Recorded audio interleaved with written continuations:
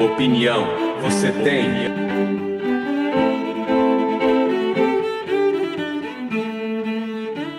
Amigos internautas, iniciando mais um podcast do Programa Alerta. Nesse sábado, nosso convidado entrevistado aqui, na verdade, um grande bate-papo vai ser, não tenho dúvida disso, é o nosso amigo Paulo Fantin, mais conhecido como Paulinho Fantin. Todo mundo conhece ele pela música, mas agora ele está iniciando uma nova carreira, já faz algum tempo. Vamos aí desvendar, entrar nos meandros da mente.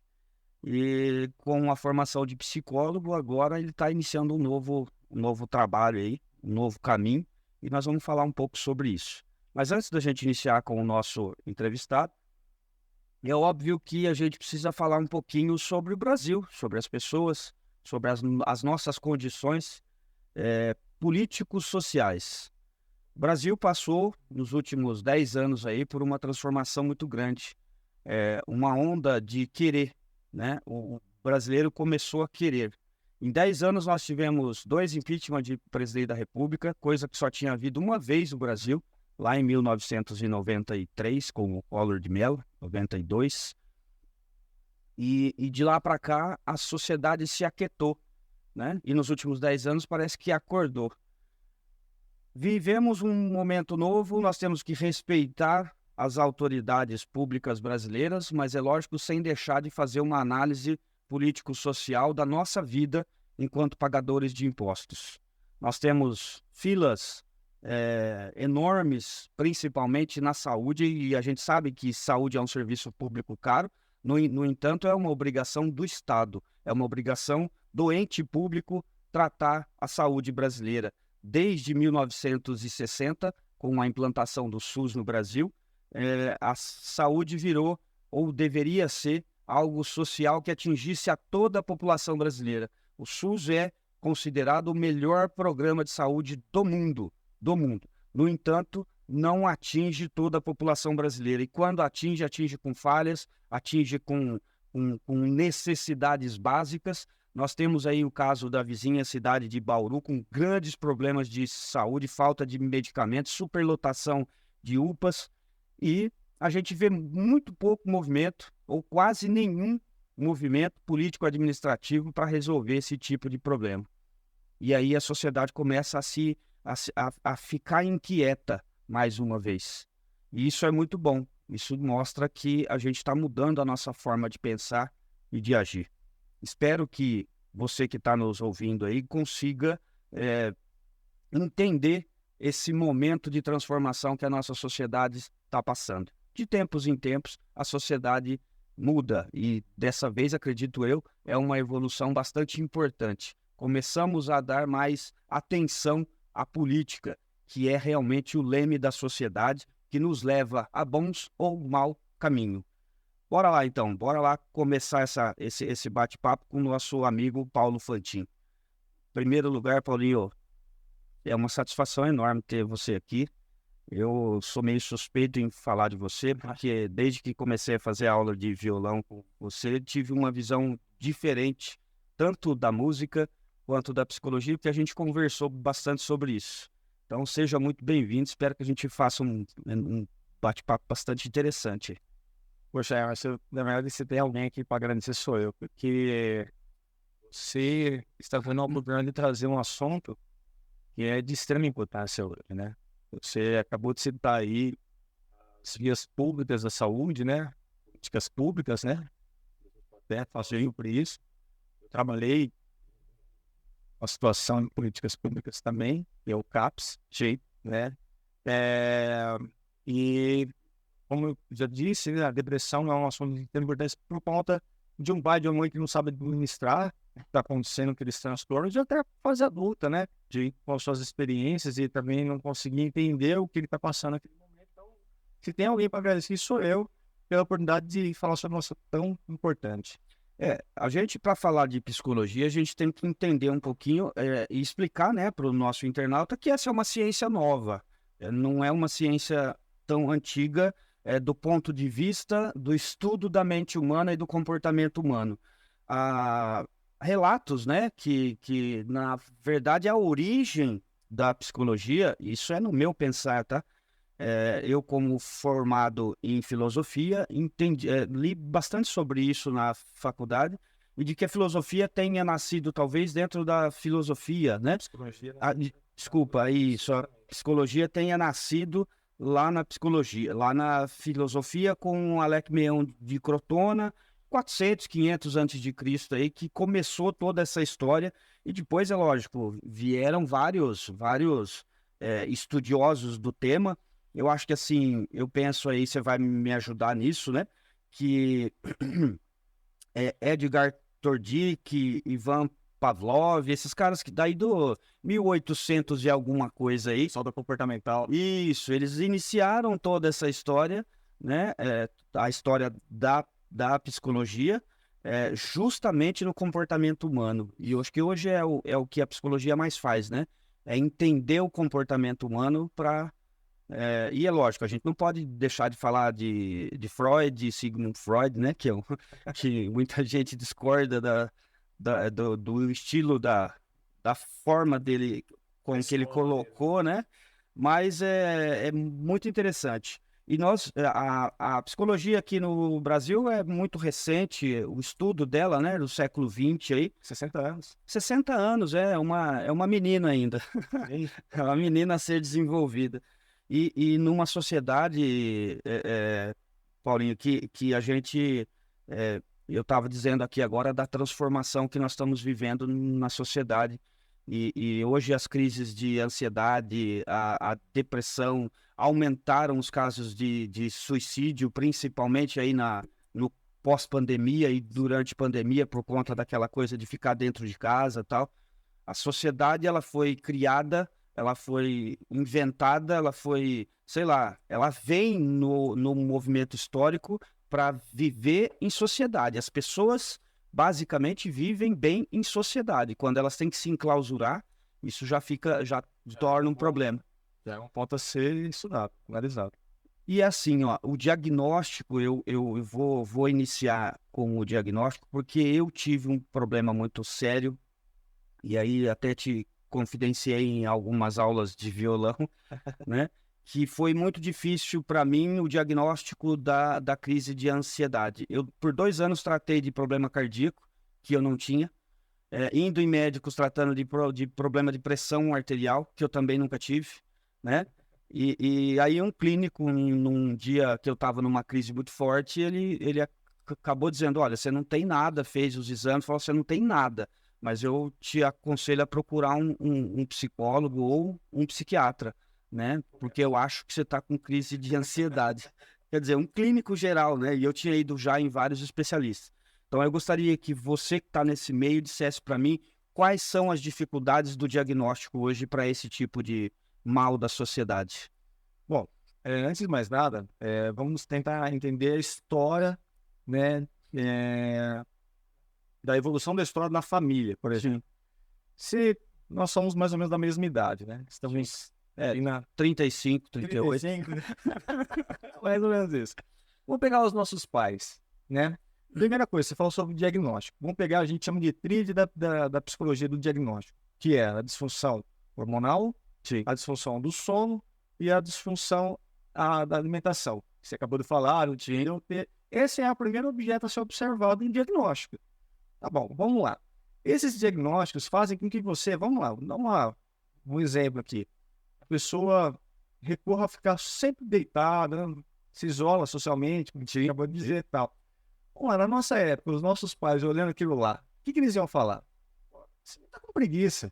Com certeza. Entendeu? Então, o que acontece é que hoje as coisas mudaram, né? Hoje, né, a família tem olhado esse tipo de comportamento e já tem ligado a uma disfunção no comportamento, levando a crer que uma hipótese possa ser aí uma crise de ansiedade, né? Que é uma das filhas da depressão, tá? A ansiedade é uma das filhas da depressão.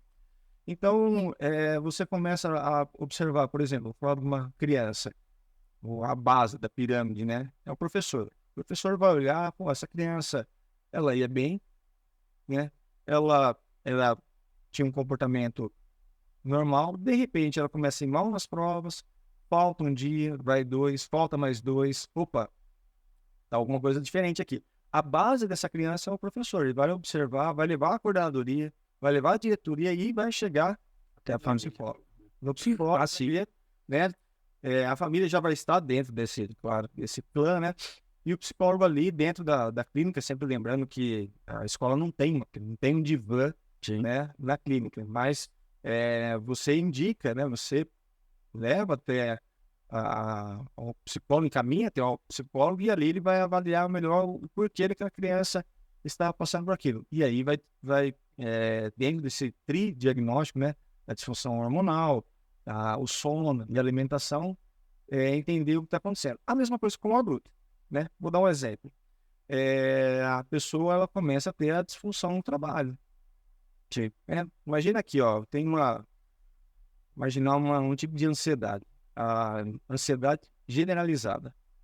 Tenta imaginar uma pessoa que tem o seu cotidiano lá, ela vai trabalhar, entra na garagem, pega um carro, né? Enfim. Agora imagina essa pessoa um belo dia entra, segura a direção, vai, sai. Aquilo que era normal se torna um medo extravagante, né? O que está por trás desse medo?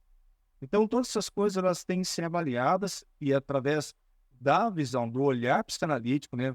É o meu caso, tá? Eu vou falar não vou falar de outra abordagem porque eu não conheço, claro.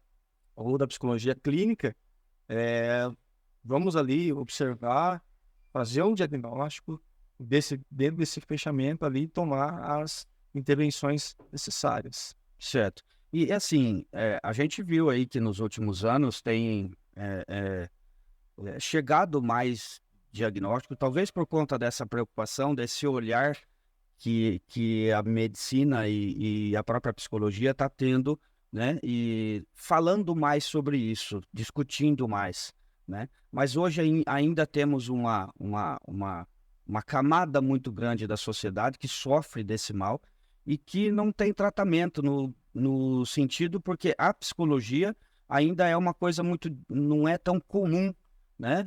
Não é tão comum, por exemplo, a pessoa procurar um psicólogo porque tem um determinado problema. E aí é aquilo que você disse, na escola fica um pouco mais fácil, porque a escola detecta e trata, cuida, né? E tenta cuidar. Mas quando sai do ambiente escolar, e aí nós estamos falando aí de jovens e até adultos, nós tivemos aí num passado não muito distante, por exemplo, na minha família, eu tenho certeza hoje, entendendo os casos, que a minha mãe tinha depressão, né? Que o meu pai tinha crise de ansiedade. Por quê? Porque são os mesmos comportamentos das minhas crises hoje, né?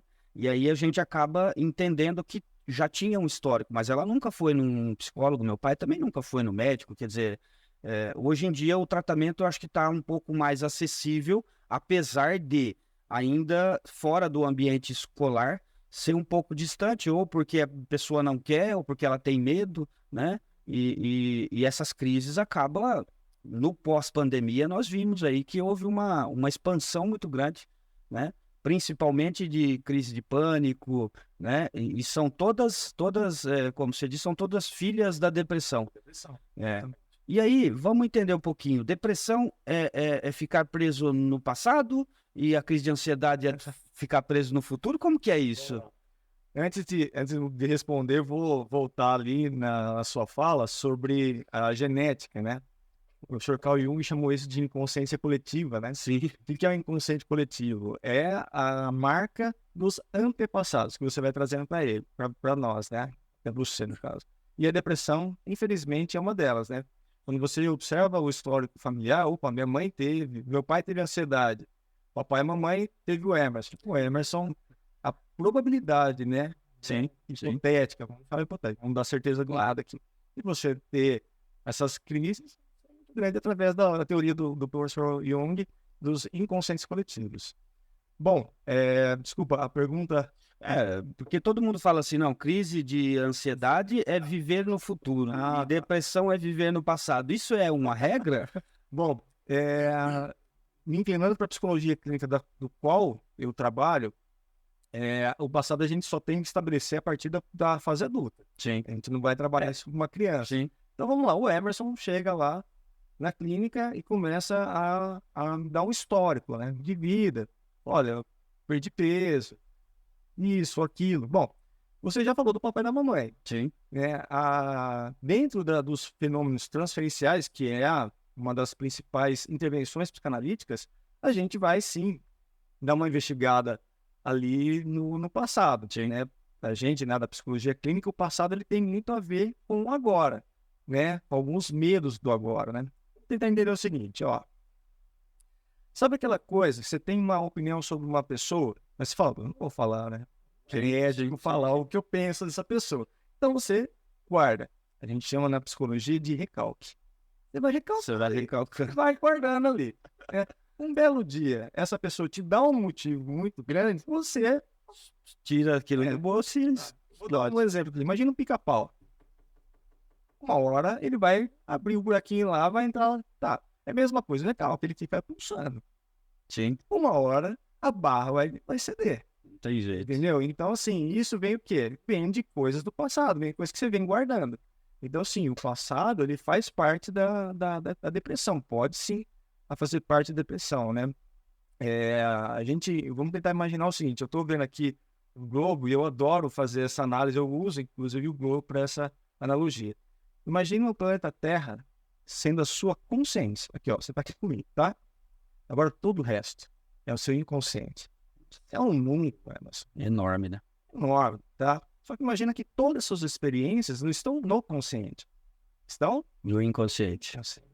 O que ele vai fazer com essa informação enquanto você estiver consciente, a gente vai chamar de ato falho, a gente vai chamar de esquecimentos, entendeu? Então, assim, a coisa é muito vasta. Mas, sim, a gente procura, sim, lá na infância alguns problemas relacionados com agora. Um exemplo para você. Na escolha de um parceiro. Sim. Eu não tenho dúvida que isso vai ser baseado no papai e na mamãe. Ah, sim. A hipótese de você escolher um parceiro ou uma parceira pode estar baseado nas suas relações ali com o papai e com a mamãe. É tudo ligado, né? Não tem jeito. A mente humana é ainda uma área pouco visitada por nós mesmos. Eu tive lendo um livro esse dia que diz exatamente isso, que nós precisamos ser mais observadores da nossa mente, né? Precisamos estar sempre observando os pensamentos que nós temos, né? E enquanto observador, sem dar palpite, sem tirar... Mas é muito difícil. Isso é um exercício muito difícil. Eu estou tentando praticar, mas não é fácil, né? Você olhar o seu próprio comportamento como observador e não sugerir, né? Não se se sugestionar naquilo, dizer, não, isso está errado por isso, por isso, por isso. Não, mas não pode, você só tem que observar, né? Você está falando uma coisa tão interessante. Olha só, você agora encarnou o Dr. Sigmund Freud. Se você pegar as 24 obras do Dr. Sigmund Freud, em todas elas você vai ter uma frase mais ou menos assim, ó, eu me analisando. Porque o Freud, ele tinha, a base teórica dele era dele mesmo. Era ele mesmo. Das suas próprias experiências. Só para você ter uma ideia, o qual isso é grandioso, né? Nasceu uma outra vertente da psicanálise, que depois aconteceu uma ruptura, isso, Sim, né? sim, Claro, o Jung, Sim. rompeu com o Freud e transformou a psicanálise na psicologia analítica para ele. Sim. Mas existia um psicanalista chamado Aaron Beck, que é o da cognitiva comportamental. Ele era um psicanalista, né, e com base nessa visão do Freud de se autoanalisar, ele criou a teoria das crenças do pensamento. Olha aí. E criou ali uma outra teoria que nasceu, no começo foi na psicanálise, depois houve o rompimento e tal, Claro. da teoria, né, da terapia cognitiva comportamental, justamente baseado nisso que você está dizendo da autoanálise. E acaba que isso ajuda bastante quando você... É lógico, isso é uma coisa de que você tem que praticar, né?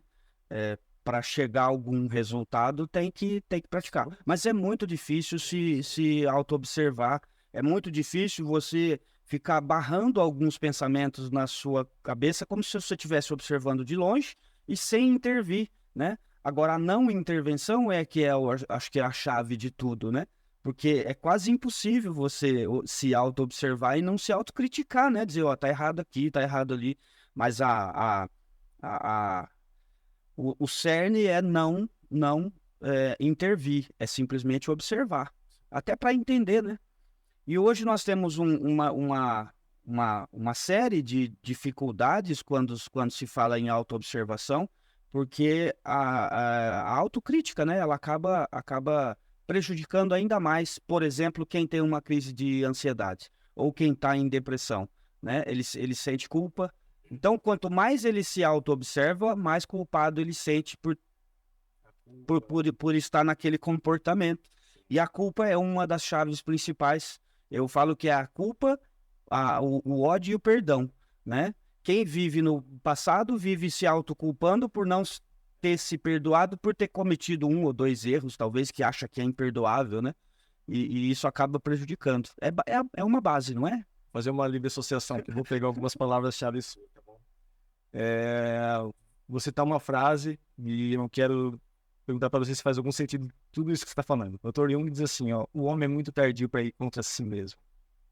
Por isso, da terapia. Sim. Terapia é um ato de coragem. Sim. Né? A autoavaliação, como você disse, pô, é difícil se criticar.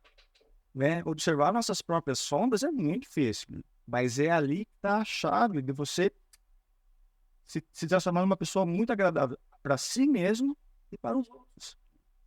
E basicamente, Paulo, eu gostaria que você falasse um pouquinho sobre isso. É claro, não é muito a sua área, acredito eu, né? Mas hoje tem muitos tratamentos medicamentosos para crises de ansiedade, crises de depressão. Esses tratamentos, eles têm um resultado prático na parte física, mas nem sempre na parte mental, emocional, comportamental. E eles ajudam mais o lado físico daquela pessoa que está passando por aquele problema. Agora, existe um tratamento medicamentoso assim, mais comum, o que mais resolve? Vamos lá, vamos entender o porquê de tomar o remédio. Vamos lá, vamos classificar aqui. Vou pegar lá, vamos voltar lá no manual, tá? Para quem não sabe, né, o psicólogo ele se inclina a um manual universal, né, que se chama DSM-5, que é o Manual de Diagnóstico e Estatística. Muito bem. Só por uma questão histórica, Emerson, antes dos anos 80, esse manual era escrito basicamente inclinado para conceitos psicanalíticos. Sim. Eles pegavam conceitos de Freud e colocavam nesse manual. Em 1980, quando teve a terceira versão desse manual, eles perceberam que não só a psicologia, mas a medicina começou a se inclinar a esse manual. Aí eles falaram, opa, a gente não vai poder deixar isso aqui uma questão de dogma, né? Sim, sim. E aí começou a usar termos médicos, né? Vou dar um exemplo aqui, a depressão. Vamos pegar a depressão. Naquela época, antes dos anos 80, estava lá histeria. Histeria. Porque era um termo freudiano, psicanalítico. Sim, sim. Né? Então, o manual que nós usamos hoje, né, médicos e psicólogos, ele foi criado no ensino da psicanálise. Depois, em 1980, no seu volume número 3, ele mudou aí. Alterou para... Nós estamos aí desde 2013 com o volume 5. Tá? Bom, primeira coisa, o que é depressão? Tá, o que o manual diz? E aí vai cair nas questões dos remédios, da medicação, da farmacologia. Bom, depressão, segundo o manual, é uma tristeza profunda e persistente. Agora eu te pergunto, depressão é só isso? E é essa crítica que nós psicólogos, inclusive os médicos, fazem sobre o manual. Ah, mas o manual não presta? Não. Acredite, ele é o melhor que nós temos. Os médicos, eles têm um só para isso, que é o CID-10, e os psicólogos e médicos têm o DSM-5. Muito bem. Quando você diz, e o remédio? Bom, primeiro, para falar de remédio, eu preciso saber o seguinte. Você vem até mim, que tipo de depressão você tem? Entendeu, Anderson? O remédio está ligado ao tipo de depressão que você tem. Tem uma depressão, eu vou falar em termos populares, depois técnicos. Vamos lá. Depressão grave, aqui a apêndice dela moderada. Depressão leve, ansiosa, psicótica e depois pós-parto. Quais delas eu vou usar medicação? E aí é que está a chave.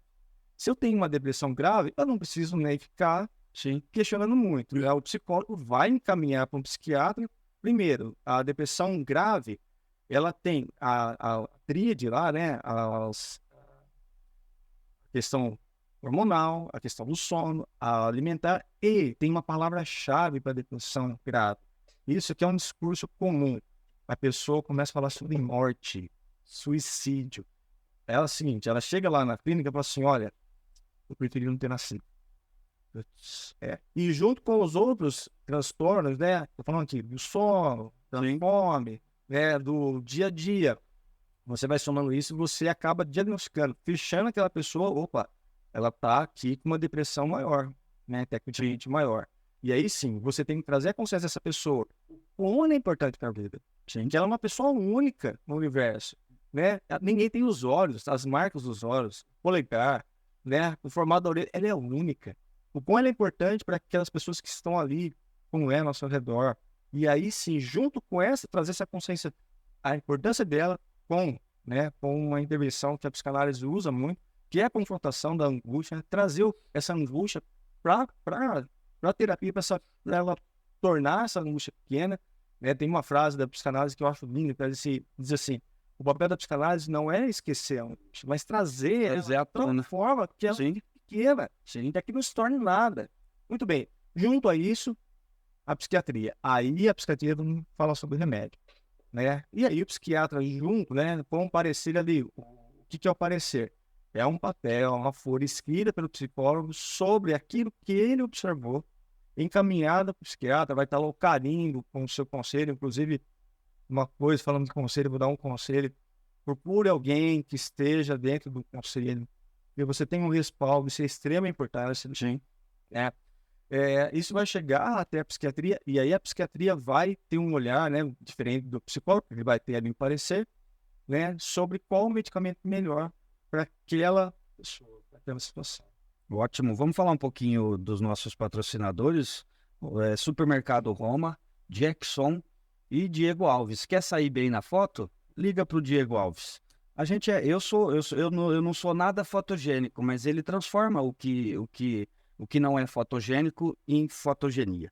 E o Roma Supermercados, que agora é a família Roma atendendo a sua família, e agora aí com um novo projeto que deve sair do papel aí até o final do ano, com uma nova loja para atender melhor os seus clientes.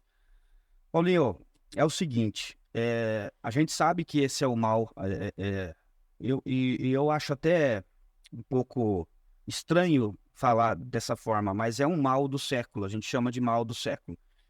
Mas esse mal já é desde os primórdios da sociedade humana, né? Desde a Grécia Antiga, você pega Roma, nós tivemos aí, eu li um livro que fala sobre análise da história dos maiores nomes da história da humanidade. 90% desses maiores nomes da história da humanidade, pelo comportamento histórico escrito sobre eles, eles tinham algum tipo de ou depressão ou crises de ansiedade. Ou seja, então a mente humana, né, o comportamento humano, ele já vem deturpado desde o início da sociedade humana. Porque é lógico, a gente tem pessoas que não se aceitam na sociedade onde está, tem outras que têm dificuldade de aceitar o outro, né? E isso acaba chocando e em dado momento vai acontecer.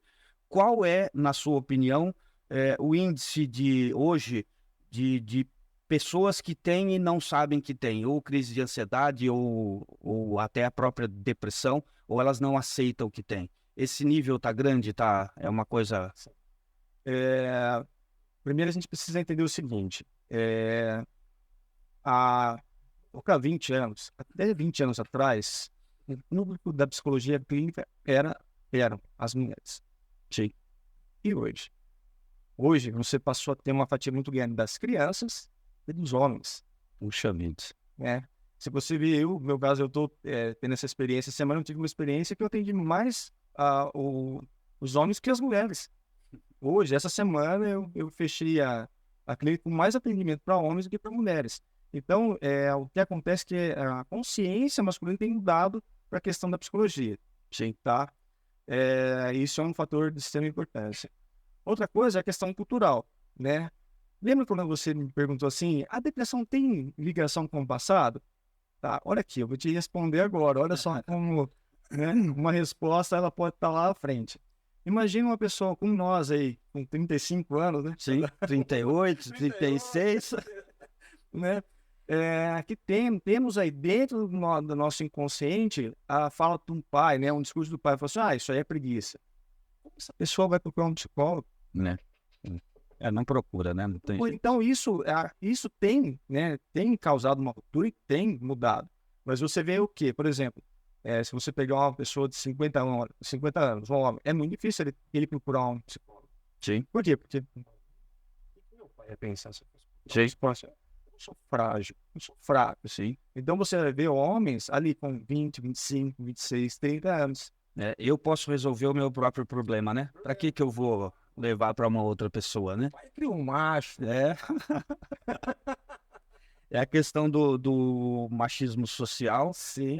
da forma com que é criado, né? Eu falo que, assim, é lógico, né? Isso já é latente e é uma verdade, né? É a família que influencia a criança. Por quê? Porque os primeiros observar de uma criança é dentro de casa, né? É o comportamento, ela observa ali, né? Exatamente. Copia aquilo que ela acha que é bom para ela, talvez até aquilo que seja ruim, ela não copie, mas fique na mente dela e depois vai criar um problema mais adiante, né? Para ela própria. E o adulto, eu falo que, é claro, houve uma mudança muito grande na sociedade nos últimos 10 anos aí, mudança conscientemente, é uma sociedade hoje que está ficando um pouco mais consciente e está procurando ajuda. Eu procurei ajuda, em tese, né? Eu poderia ter ido antes, mas a correria do dia a dia tal, não estava nem tão preocupado com isso. Falei, não, isso aqui é uma coisinha que já passa. Mas aí foi aquele dia que eu te falei das manchas roxas. O meu corpo começou a responder de forma mais abrupta, né? É mancha roxa pela pele e tal. Eu falei, não, tem alguma coisa errada. Última camada da alma. E é muito comum, né? Nas crises em quem tem a crise de ansiedade ou a própria depressão, o corpo responder dessa forma, né? Até porque só depois das manchas roxas é que eu fui no médico. Até então eu falo, não, isso aqui vai passar, tal.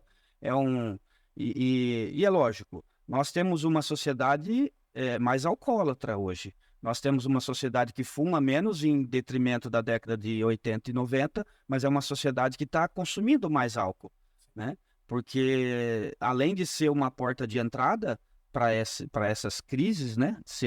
Ela agrava ainda mais, não é isso, professor? Sim, agrava. O álcool, ele tem um grande... O problema do álcool é o seguinte. Primeiro, a gente precisa entender a fisiologia humana, né?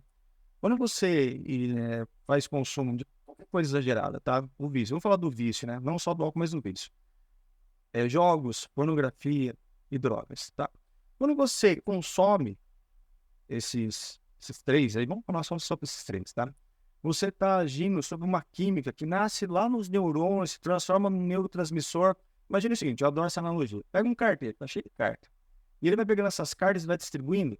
Pois é, acontece isso no nosso cérebro, né? Que é com a dopamina. Sim. E ela vira um neurotransmissor que ela vai distribuindo para todo o seu córtex. Muito bem. O que ela faz? Bom, primeiro, que a dopamina tem um papel muito importante.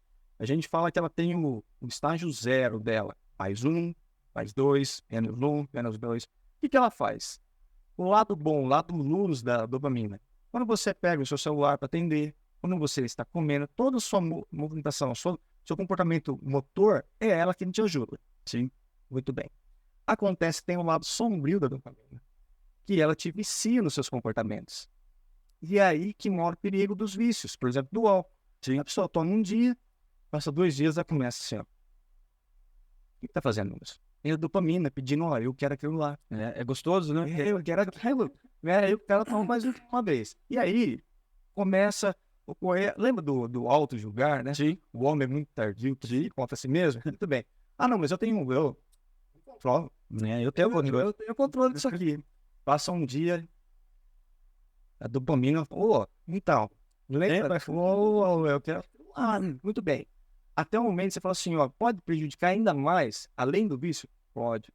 A dopamina, o uso da dopamina em extremo excesso, ou seja, em grande quantidade, você pode se tornar ou ter um transtorno chamado depressão psicótica. Eu tô aqui conversando com você. Você ouviu isso, Ana? O quê? Isso parece mentira. Ninguém, Bruno. Você começa a ver coisas, ouvir coisas. Coisa ah, mas isso não é esquizofrenia? A esquizofrenia, ela é uma patologia recorrente. Sim. O cara, ele vive em um mundo paralelo. Ele tá assistindo televisão, aí ele começa a conversar com uma pessoa que não existe ali do lado. Sim. Né? A depressão psicótica, não. Ela começa no vício. Provavelmente ela pode começar no vício. E aí a pessoa começa a ficar... Não, essa é o que a gente pode chamar de consequência do vício. E aí, algumas pessoas, né? Eu converso bastante com várias pessoas sobre isso, e algumas pessoas dizem o seguinte: depois, na ressaca do álcool, eu fico depressivo. Ou seja, eu tenho mais crises, né? Eu tenho os períodos de tristeza, né? Que eu me sinto triste depois que eu tomo álcool, no dia seguinte do álcool, né? É a ação dopamina. Eu quero aquilo lá de novo, para você se sentir feliz. Sim. A pessoa, quando ela tá nesse nível, é porque o vício já tomou conta do controle dela. Tá, não. Você sabe que esses dias eu tava assistindo uma palestra, bem antigo e tal, né? Pessoa lá, nos anos 60, e ele tava falando justamente sobre vício e tal, e ele falou algo muito interessante: o poder do não. O poder do não. E ele trouxe lá um corredor, né? Um atleta americano. Olha que interessante essa história. Não vou me lembrar, depois a gente precisa dar um Google depois do nome, né, desse atleta. E esse atleta, ele tinha uma crença, e que dentro dessa crença ele não podia fazer nenhuma prática ali no sábado. Sim. Né? Acho que todo mundo sabe, sim, qual crença eu tô falando, tá? Muito bem. E ele caiu a corrida bem no sábado. Caiu no sábado. Ele chegou e falou: não vou. Não vou. Não, mas você precisa ir, tem patrocinador.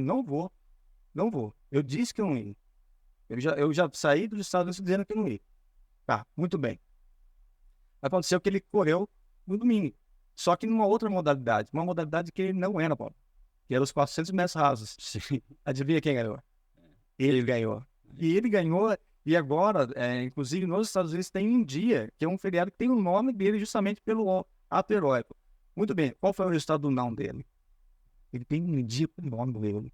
Puxa vida. Emerson, a partir do momento que a pessoa toma a iniciativa de dizer não, por mais que seja dolorido, inclusive isso é um conceito psicanalítico, né? Precisa doer no começo para que não doa nunca mais. Sim. A partir do momento que a pessoa começa a ter o controle da sua própria vida, dos vícios, não, hoje não. Ela vai começar a dar o primeiro passo para a cura. É uma das portas, né? E é lógico, todo mundo tem um vício, né? Mesmo que não seja o álcool e outras drogas, mas é o vício comportamental. É o que a gente estava dizendo agora. Às vezes, o simplesmente agir, né? Você tem atletas, por exemplo, que tem vício em jogar bola. Ele não consegue ficar parado. Não, ele tem que estar sempre jogando. Então, todo dia à noite, eu vou no campo, tenho que jogar e tal. Então, cada um tem um tipo de vício, talvez mude até o inconsciente. Isso, Bom, o papo foi legal. Eu acho que a gente ficaria aqui mais uma semana falando sobre isso, porque é bastante interessante. E eu gostaria que você falasse um pouco da sua clínica, né? Você está clinicando agora, já está atendendo aonde é? Atendendo, estou ali quem quiser. Bela Vida. Ah, legal. Ali na Caxias, 276, sala número 5. Estamos ali com a clínica inclinado para abordagem psicanalítica, né? Que é a minha formação. Também atuo como psicólogo escolar, mas dentro da clínica, lembrando, né? Que a escola não tem lá o DIVAN, né? A gente trata da demanda dentro da clínica. Trabalho com a interpretação dos sonhos também. Ah, que legal. Que é uma base dos meus estudos. Estou escrevendo um artigo com esse tema da interpretação dos sonhos. O Pavlov que falou sobre sonhos? Não, foi? Tem o Pavlov é o do cachorro, né? O do cachorro, sobre o comando, né? Sim. Da psicologia mais comportamental. Os sonhos, ele, assim, na verdade, em 1900, Freud traz o 01 dele, né? Que é a interpretação dos sonhos. A interpretação dos sonhos, é verdade. Aliás, uma curiosidade sobre esse livro de Freud Sabe quando você se dedica se dedica demais a uma obra, fala, isso aqui vai. Pois é, Freud ficou decepcionado com essa obra, ele não teve uma boa repercussão, né? Se fosse vamos falar nos dias de hoje, não vendeu Não muito. vendeu muito. E se ele tivesse vivo hoje, ele estaria comemorando, porque esse livro hoje, todo mundo que entra na psicanálise, é um dos primeiros livros. Tem que ler, sem jeito. Porém, o 02 dele foi um gol de placa, né? Que é a psicopatologia da vida cotidiana, e aí ele vem lá falar dos atos falhos, Sim, sim. aí ele marca um golaço, né? Mas começa com Freud ali, né? Pelo menos os artigos que eu estudo e que eu escrevo. O Jung também escreveu, apesar do Jung não ter um livro específico, como o Freud tem a coleção dos sonhos, né, da interpretação dos sonhos, o Jung ele cita os sonhos em alguns livros, né? Inclusive tem uma frase sensacional de uma obra do Jung que se chama Coisas do Coração, que pergunta, é uma entrevista, né? Como nós estamos fazendo aqui, perguntando se é possível a atemporalidade do sonho, né? Se é possível visitar o futuro. E ele responde de uma maneira extremamente inteligente, como era, né? Ele falou assim, olha, os sonhos é além do que olhar as esquinas, mas são idosas do futuro. Puxa, eu acho sensacional isso. Paulo, que legal. Muito obrigado pela sua presença aqui. Eu acho que a gente conseguiu ajudar muitas pessoas, né? Seja para procurar um tratamento, um diagnóstico, ou até mesmo aquelas que já estão em tratamento. Acho que esse bate-papo foi bastante esclarecedor sobre alguns temas aí. Poxa, eu que agradeço o convite, mas estou à disposição. Como já comecei no início, é um assunto de extrema importância, tem trazido, e você tem sido a voz do pedido de socorro para muitas pessoas. Amém. Eu acho que não só eu, mas o universo agradece a você por essa iniciativa. Amém. A próxima entrevista nossa vai ser sobre música. Vamos trazer o violão, vamos tocar aqui. Vamos trazer o violão. Amigos internautas, esse foi o podcast do Programa Alerta de hoje. Até o nosso próximo encontro.